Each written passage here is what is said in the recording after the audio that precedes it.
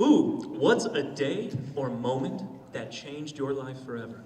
And it can be in a good way, it can be in a positive way, or a horrible way. I mean, whatever you want to share. Or nothing at all. I know it's it's a a doozy. question that I picked, but if you guys know, do you guys want to go first No, and I'll ponder? I got something. I mean, I guess it kind of relates to all this and like voiceover. So how I actually got into this is, I lived in LA my entire life. I've always done like on camera stuff as a kid.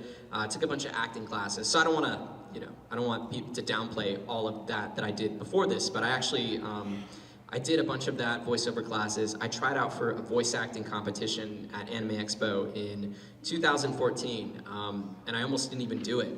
A friend of mine who was there, Erica Lindbeck, she was also at Anime Expo, and we had met through taking some classes together, and she pushed me into the line. She's like, yeah, you gotta do it. I'm like, no, they know who I am. Like, it's whatever. I'm just super nervous. I don't want to get in front of a bunch of people on a stage with a microphone and read a script. I'm like, no way, I'm not doing that. She's like, no, we're both gonna do it. It's gonna be fun. It's a fun time. It's great. Sometimes fate has to push you a little bit. Yeah, and I guess she was the fate. So she pushed me in the line, and we both went up there and we read our scripts. I, of course, you're holding up the script with one hand, you're holding up the microphone. I'm like shaking, like I could hardly even read the script because I was so nervous. And then 3 weeks later, I was just kind of like having a really bad day. I'm like, wow, this just, this sucks. And eventually, once you try to do acting, like the rejection kind of just slowly eats away at you till I had a little bit of so much you can take. I had a breaking point that day. And then what changed it all was I got a phone call, and it was from the studio that held that competition. Day of. Day of, yeah.